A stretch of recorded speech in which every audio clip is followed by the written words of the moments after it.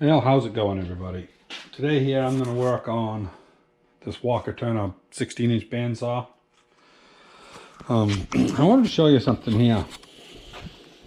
A lot of people never think of this, but a brand new razor blade, and if you don't tip it up too much, 90% of that rust you can just literally slice right off.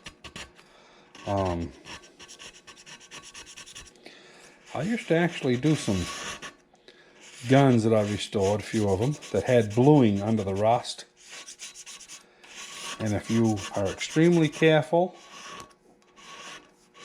and I'm talking real careful, you can shave the rust off the bluing, and then take 4/0 steel wool, and you can buff that, and it'll come right back. It won't be as dark as it was when it was new, but it will be pretty darn good. You know, there's some heavier rust here that, you know, we're going to have to sand a little bit, but I mean, it works pretty darn good, you know. So you can get something back to usable condition fairly fast if it's just, you know, surface rust. Now, if it's pitted and stuff, that's something different altogether, but, you know, so this is a little trick there I learned back when I was about 18, 19 years old. Actually, it was one of my, I was engaged to her at the time, a fiance I had there that never progressed beyond that stage. But anyway, that's neither here nor there. Her father showed me how to do that, and I thought it was pretty cool. Then you just vacuum up your rust, and, you know, that is smooth as a kitty's ear now. You can see the reflection in it. I mean, and before it was like that. So, anyway, just a little interesting little tidbit. I'm going to crown these wheels up here before I put the tires on. That's a lot easier than putting the rubber on and then coning out the rubber. So, I'm going to take this off. But I got another interesting scenario here. We're that far from coming together, and you see how it bends at, and you watch how it flexes all this area here. It hits hard right in here, and I don't want to grind this off. And I look up in here, and it's missing a bolt right there, and it's tight up there, and it's tight on the other side. If I put that bolt in, it's going to pull it even tighter. So what I'm going to do is I'm going to take this, well, I can't get this, I'm not going to try to drive this out. You could, but I'm not going to frig with it, because that's how ears get broke. Right now it opens and shuts. So I'm going to leave it all one piece. But I'm going to take the wheel off here. Then I'm going to undo these few bolts. And I'm going to take this whole thing off as an assembly. And once I do that, I won't have any weight on this back piece. I'm going to unbolt this back piece, and I'm going to put this in the milling machine, and I'm going to take about a 1/16 of an inch off this top right here to tip that back. And when I do that, whatever angle I got this at, I'll square the rest of it up so that they're all in a single plane. And that way it should bring it back where I need it. So anyway, I'm going to do some disassembling, you know. I'm assuming that there's no press fit on the bearings here. I'm just going to unbolt this, see if that'll come off. I'll have to take the blade off, of course. But before I've got a new set of tires. I got a new set of band blades. I got a narrow one and one that's 1/2 inch like this. They're brand new. I brought them down here the other day. I got a bunch of crap here I ought to put away, but I'm more interested in playing than doing that. So anyway, there's my new blades, 2 of them. And these are the new tires. I got them from Luxite. You know, never used their stuff before, but 16-inch rubber. They got urethane also, made in USA. I figure it's got to be good if it's made in USA. I'll give them a try. I surely will order that before I do the Chinese stuff. So anyway, I'm gonna shut you off here and I'll see if this wheel comes off. Well, everybody, I got this cap off. This cap wasn't a press fit. This, I took the bolt off. The bolt says oil. Don't know if you can see that or not, but it says oil on it. So apparently there must be a hole drilled in this somewhere that lets oil down into these bearings. But anyway, I found another 5/16 fine thread bolt that'll go in there. So what I'm going to do, this is the original one. I didn't want to center drill it, but I'm going to use a puller. So I'm going to center drill this so that I don't frig up the end of the chamfer on that shaft. And that'll be the next operation of business. Well, all we're going to do is use this old Enco lathe. This one here doesn't have any power feed, but it's one of those things that when you need something quick and you don't want to run the big phase converter, it's just a good old workhorse just to do real foolish stuff. Of course, this is a grade 8 bolt, so we'll see here how our luck goes for drilling it. Quite a lot of pressure involved, but it's doing it.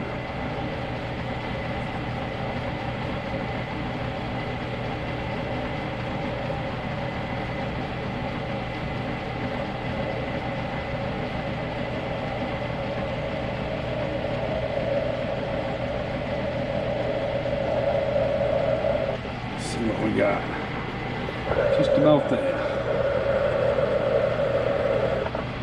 That'll do it.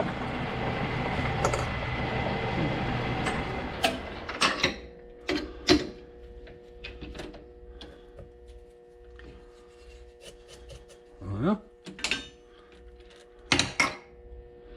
that should work out just fine.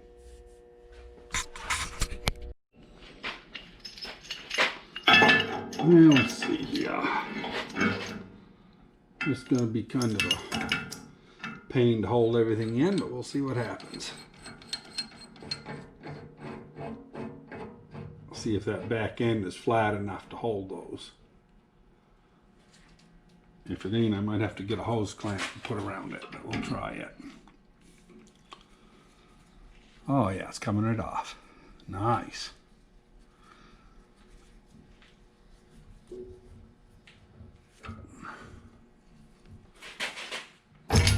There we go. Now, try not to break anything. There we go. So that works out real well. And the long side goes in. Left the bearing on it, but that's okay. I don't quite understand. It's a shielded bearing, but they're telling you to oil it. So they must assume it's gonna soak in by the seals. Stand it up very carefully. So anyway, we'll see if we ain't strong enough to pick this off here. Yeah, it don't look to me like that was ever put in from the factory. There's no marks on that paint. It's kind of odd. We'll see if there's marks under this one, or if it just happens to squish up and not make a mark. No, you can tell that's had a washer on it. Kind of makes you wonder if this thing wasn't a little funky from the factory.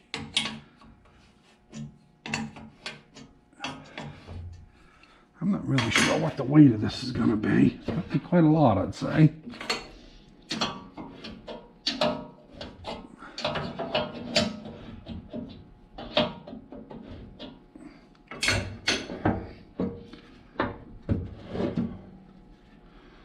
We'll see here. That's, oh good, that sets down on a block right there. There's a block right in here. So that'll handle the weight of it while I get this off. Now it should be free.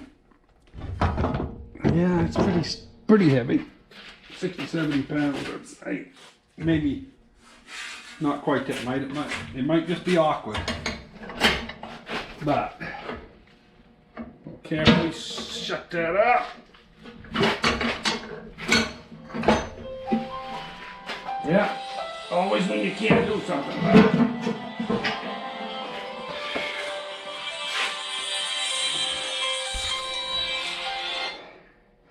Hey Ducky, how you doing? Oh, it's warm. Yeah,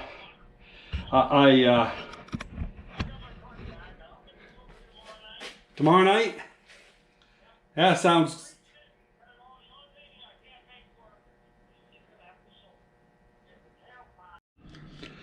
Well, that was my potato digger guy, Ducky, and maybe tomorrow night he's going to bring it over. So this is kind of interesting.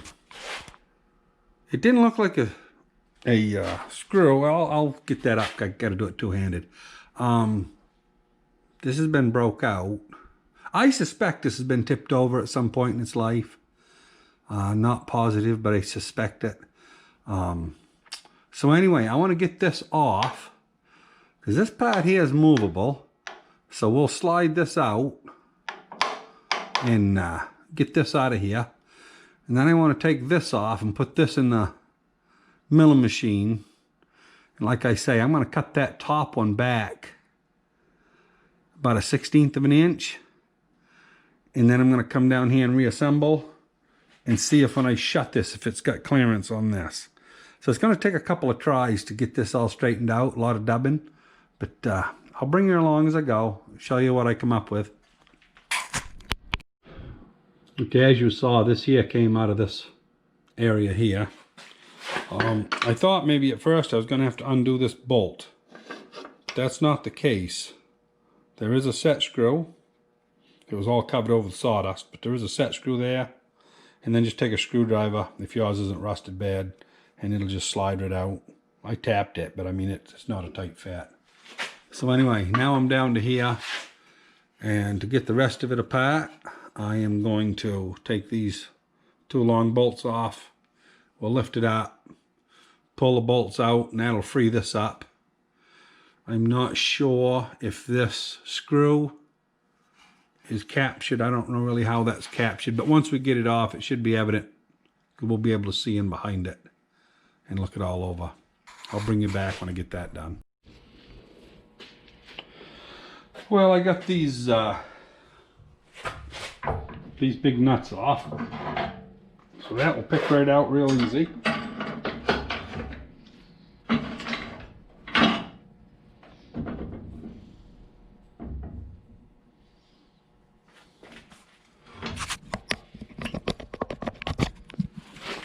So that's what we end up with. And I've got to study this over. Looks to me like that might be. Well, I don't know what holds that piece on. Huh. It might be pressed on. I'm not really sure. Gonna do some studying on that. And I'll let you know what I find out here in a few. No sense to bore you with me doing exploratory work here. So I'll be back in a minute. So after looking this over, you know, this is definitely part of the actual mechanism, and it looks to me like this might be swedged on. So I'm betting that you take the hand wheel off and then just screw it right out. And I think we're going to be golden. So I'm going to pull this off and we'll see where we go in a second. Well, took the nut off and this screws off. Fine thread. It's regular right hand thread, so it backs off to the left. So that was easier than I expected. And then we should, if I'm thinking right, be able to take this right out.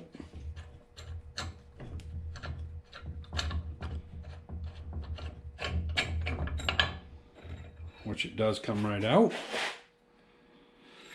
Yeah, that's definitely a two-piece part, but I'm not really sure if it's swedged or if it was silver soldered or how they managed that. But anyway, it doesn't really matter.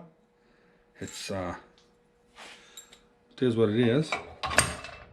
And then these here, which I don't know if it really matters which way they come out. This way is the shortest way to go. Put a little bit of marble mystery oil on that.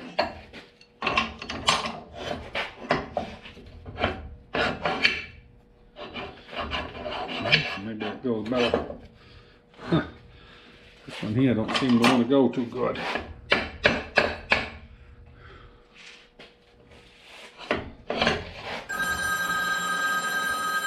Yes, sir. Be back. Well, those rods just pull right out. That one pulled out by hand.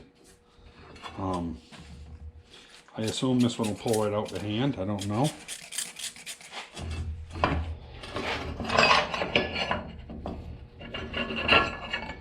I would say it does. There's two felts that belong up on the top. And I'm assuming those are supposed to be soaked with oil, and that's what lubricates this slide. So, now that we've got this almost all the way done, and we'll see what it takes to get this out. Because this hand wheel right here is the only thing that I've got left to get out. And I'm not really sure how it was put in.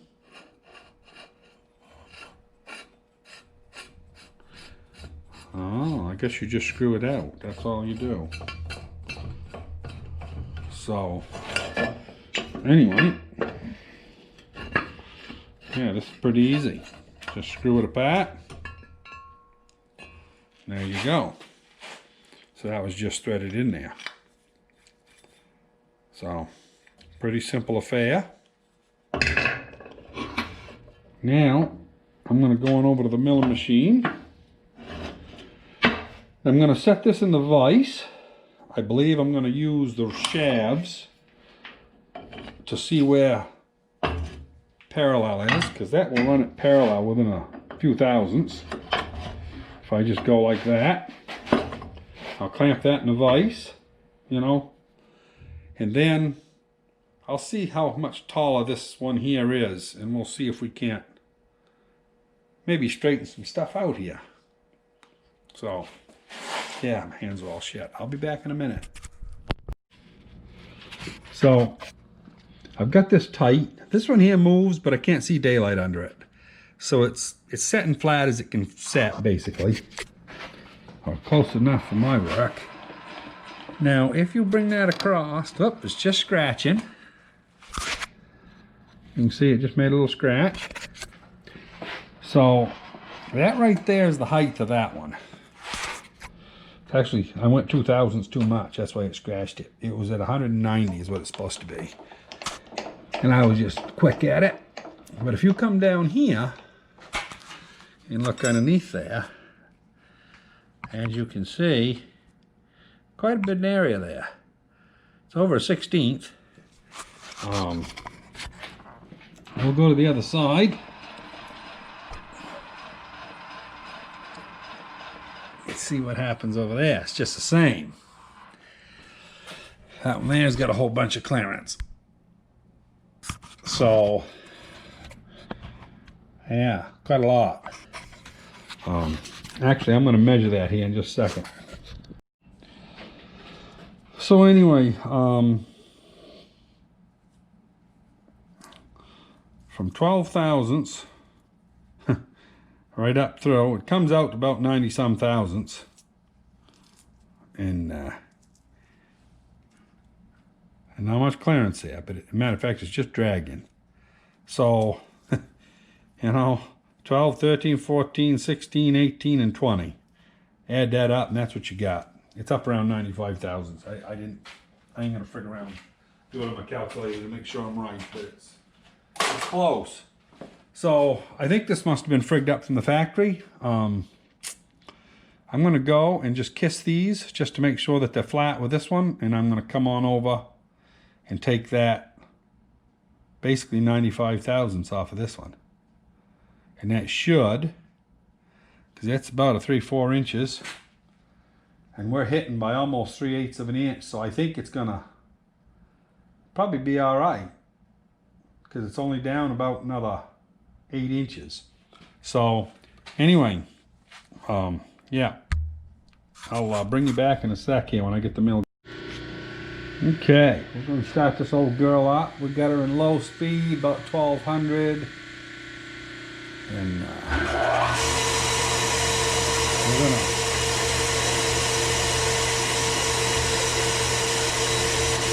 we can find out just how much we're off here now. We'll set it to 0.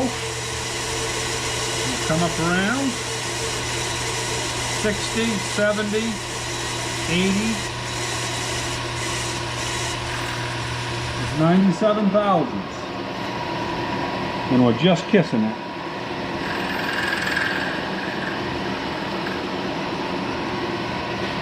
So I'm going to go about 10 thousandths.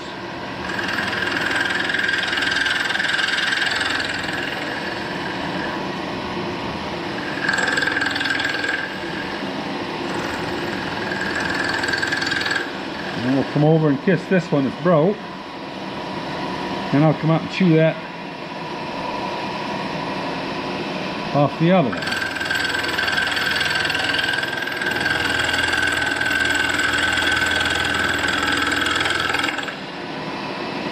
Yeah, I think the old girl's had a sordid life. I think she's been tipped over at some point.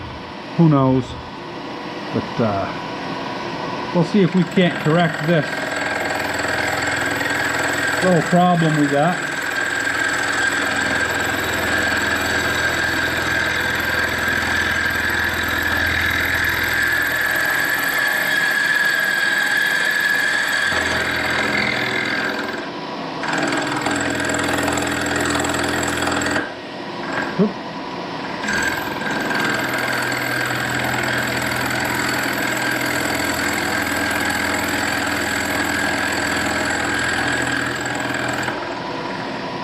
Okay, that's all I'm going to do. I'll wash that up now, get the chips out of it. And if this is a little bit low, I've got some aviation washes that are nice, small. I can pinch one right in there if I need to. But anyway, I'm going to wash this all up, and yeah, I'll wire wheel those other pieces. You know, all this stuff here that's got to go back together in that mechanism, and clean off that top a little bit. I'll get it all ready to go, and I'll probably reassemble it. I mean, you saw how it came apart. I'll probably just reassemble it with a little lube on it, and I'll bring it back and show it to you whether or not we've cured this problem. Talk to you in a sec. Well, this is like everything I get involved in, but I thought it was interesting. You look on this machine surface, and actually I've got a piece of soapstone here so I can mark it a little bit for you. This is machined from right there, right across there. That's where that machine hit. And over on this side it hit from right there to right there. So when you pull this down, it's going to go to the back side. Now this machine isn't level, but this little machine is level. You know, it's within a 1/16 of the line on the edge of the bubble. So, you know, you bring it up here and it's close. It's right there. Might be a 1/16 off, but I'll tell you, this is so sensitive. And it's pretty near the same up here. There's some crap on that further side which is throwing me off. But, you know, it's close. It's right in the... That's just done some crap up there, because that's been machined the whole way. But wipe that off. And if you hold it on the machined area, it's right there.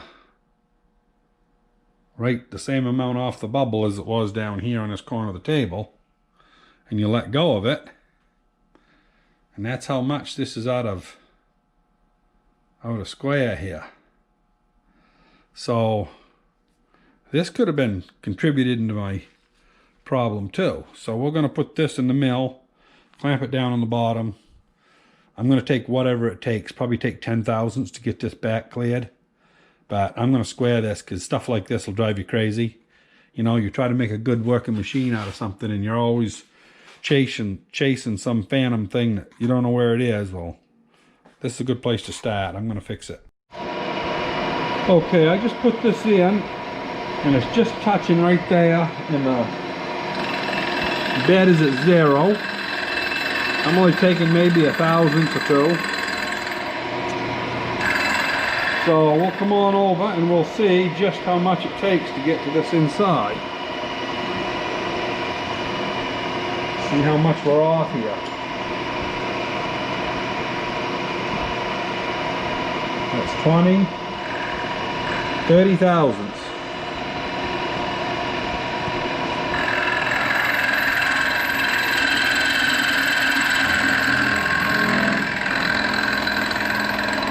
Gonna chatter because that's kind of a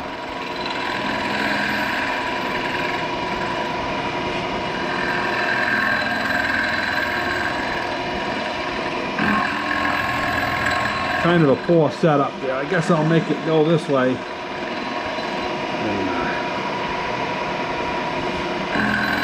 And be a little more stiff. Might not talk quite so loud to us.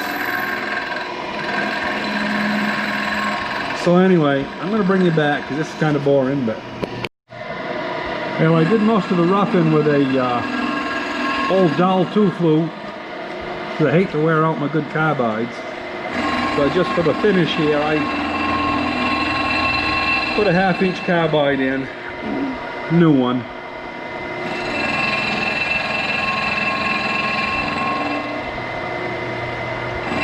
I have to thank my son-in-law for that because he has a nice machine shop, and I'm not talking a hobby one. And he told me they were used, but they may be in his book, but boy, I thought they looked new to me. But anyway, they're beautiful carbides. He gave me a few of them, and I treasure them and try to make them last as long as I can. So consequently, I still do a lot of hogging with the old dull ones. And then just throw in the good ones when I'm about ready to be done.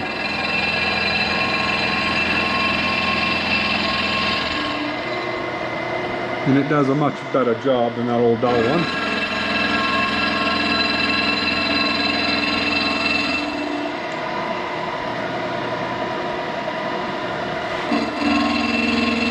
So I went 30 thousandths and it didn't clear on this side, and I went and took another 20, which is what we're cutting here.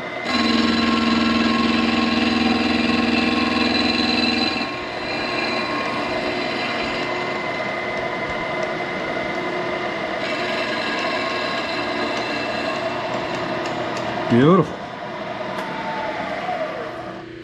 That looks much better. By golly, nice and smooth, and it's square to the table.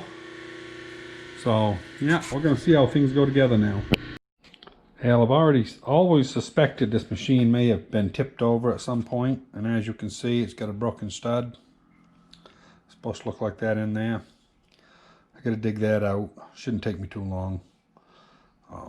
You know, it shouldn't be rusted in. It should just need to take a little chisel and see if I can spin it. We'll see how it goes. And yeah, this you know, I don't know the history of this machine. I always surmised all this stuff might have been in a school, which if it's been in a school, who knows what's happened to it. You know, kids are pretty rough on stuff. But anyway, yeah, I'm going to dig this out, and once I do that, I can reassemble. So I'll bring you back here when I get going again. So as you can see, I found a small washer. This basically has 0 clearance side to side, so once you lock it in with a set screw, that'll hold everything where it needs to go. This hand wheel here, what keeps it from backing out is you have a keyed washer. So make sure you put that on here under the nut if you want it to stay on. And so So I'll tighten that up here in a minute off camera. That's how that all goes together. And basically that spring down there is to tension it. And should work fine now. I'm going to put it on. I'm not going to put the wheel on it. I just want to put it on and put the cover on. And then we'll put that other piece of the guard on that goes here. And we'll see if we've got clearance and how screwed up we are. And then we'll do some adjusting if we need to. So I'll bring you back here in a couple when I get this all together. Well, I got it this far. One last little thing I wanted to tell you. This bolt on the left, looking at it from the cutting side, is a tight fit in this housing. You can see on that one there's probably, I don't know, 30, 40 thousandths clearance, top and bottom. And basically, you tighten this side right down pretty good. And then when you tighten this one down, it won't travel. It'll bind up probably. And I had to take a punch, tap on this side, tap over here. And I finally got it so that it, you know, it'll go up and down. So it's kind of funky how you got to align that, but you have to just do it by tapping it. And anyway, it's all good. We'll put our oilers down, soak some oil in them, keep the dust out of it. And yeah, I'm going to put the rest of it together. Be back in a minute. Well, I'll tell you, to start this whole piece by yourself, there is a place over here you can set it on, but it's a heck of a job. But that one that was broke, I bet they broke it when they put it together from the factory. Because you look right here, there's not room enough. There's no clearance for that. And that's all set, you know, when it was originally machined with these holes. And you can see, these here I only took about 20 thousandths off. And there's probably 70, 80 thousandths. Might even be 100 there. There's probably a good strong 1/8 up top. So I got to go back a long way. And that's not going to allow me to do it. And it's not all what I took off either. I mean, there wasn't room enough for it before. So this thing had some issues. Must have been made on a Friday night. You know, about 3:30 in the afternoon. And the Givic had gone. So anyway, I also might have a problem up here. When I get all the way back here. We'll wait and see how close that's going to be. Yeah, it's kind of funny how this is all coming together. But if there's not enough room, what I'll do is I'll put washers on all of them. Geez, I hate to take that back off. I've been 10 minutes getting them 2 bolts started. But anyway, I'm going to make some clearance right there. I'm going to mark it. And, yeah. I'll put my Sharpie right top and bottom, and I'm going to take a rat tail file, and I'll just make enough room there for it to go, about 1/8 of an inch out of it, and she'll be good to go. So everybody, as you can see, I had to put 2 3/8 washers, and I'm just barely clearing up by the hand wheel. You know, I don't know why this thing's, I didn't actually machine off too awful much on that. And I've got it now so that it hangs straight. And this here was the main thing I was after, is it was shut. Before, this was hitting right in here on here. And this is up snug now. And it would hit when it was about that far away. And then as you pinched it, it would just bend everything. So I've got everything now so that it's lined up straight, looks good. And I got clearance here, not a lot. You know, I don't know if you can see that, but it's right close. So, anyway, I'm happy with that. Yeah, it's been quite a process. I could not get these 3 bolts in up here. Boy, I'll tell you, I got the 2 bottom ones. And I had to go get Carol. Sometimes you just need that extra person. But anyway, so this is the end of this video. We've got that done. The next one is going to be, let's see, move that oil can. The next one's going to be putting a crown on this top wheel. As you can see, it's very flat, and a